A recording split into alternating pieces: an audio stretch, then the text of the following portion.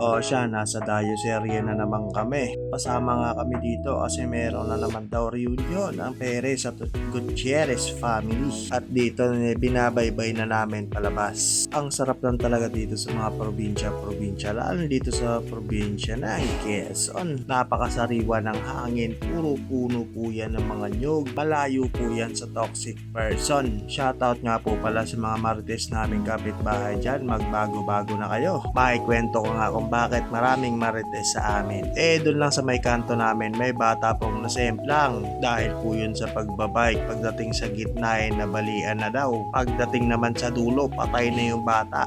O diba, litik yung mga marites sa amin. Nasemplang yung bata, pinatay mo na sa dulo. Ano ba yan? O siya, dito na nga po pala kami sa highway at nagpapagas lang yung aming tito. Naka-tricycle yan nga pala yung magkapatid na Burog at Gians. Kaway-kaway naman kayo dyan at nandun sila sa may gas station. Napakamura lang talaga ng gasolina dito at hindi hassle lang daanan kasi napakalawak po niyan. Doon po kami sa may bandang unahan lang pupunta. At nandito na nga po pala kami sa may reunion place ng Perez at Gutierrez family. Diyos ko po, napapawaw talaga ako dito sa sarap ng simoy ng hangin sa Sariaya, Quezon. Ito ay araw ng auno at nagkaroon ng imbitasyon dahil sa reunion na ito. Tignan nyo naman ang kamustahan ng mga tito at tita at mga pamangkin dyan sa mahabang panahon. Malamang yung iba dyan merong tampuhan at ito na yung pagkakataon para magbatian. Papabilib talaga ako sa ganitong merienda nila. Sobrang sasarap po niyan at dito lang po yan sa may Sariaya, Quezon. O siya, i-focus ko daw sa kanya para daw masama siya sa vlog. Hi, Cheries. Daboy, hanap ka na neto. Umuwi ka na, hindi daw siya galit. Ang sarap lang sa ganitong pakiramdam kahit hindi kami kamag-anak. Welcome na welcome kami sa mga ganitong bagay-bagay. Sobrang legit naman talaga. Ang babait talaga ng tao dito sa Sariaya, Quezon. Ewan ko ba kung bakit. Sa amin kasi hindi uso yung ganun.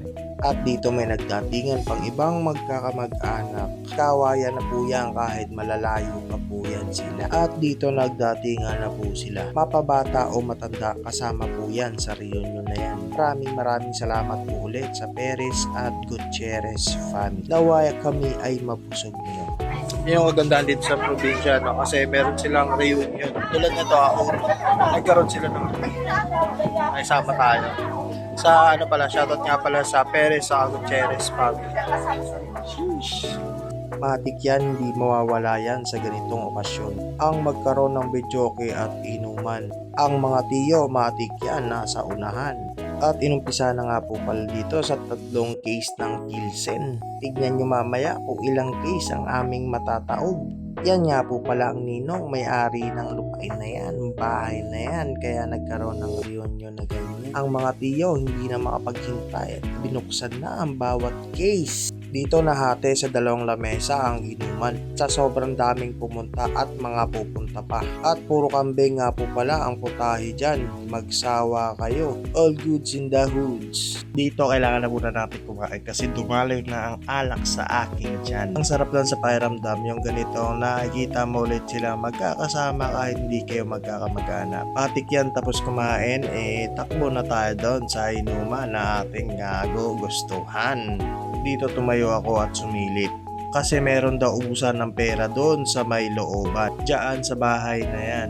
At andyan nga pala si Paranjero, kakarating lang. Sabi ko maikisilip na ako dito kung ano man nangyayari. Dito pala nagkakaroon ng konting kasiyahan na may konting pera. Kaya tingnan nyo naman yung bawat sayaw na yan, may katumbas na pera yan. Dito natuwa lang talaga ako kasi bawat inom mo, huhugasan talaga nila para syempre malinis pag ikaw na yung iinom. Dito nahabol ko talaga si Paranjero paano maghagis ng barya. Nasa 500 din yan. Bukol ka talaga pag inabutan ka niyan. Kahit ako'y nanonood, gusto ko na rin makiaga. Pero mas nakakatuwa silang pagmasdan na mas happy sila kaysa for me. Pero biro, masarap talaga dito manirahan sa probinsya, lalo na sa ganitong mga okasyon. O siya, konting ikot na lang dyan. Inabot na rin po pala kami dyan ng gabi. At dito nag-uwian na rin yung iba. 15 kahon lang naman napaubo sa amin ang ninong dyan. Kaya maraming salamat. Alam!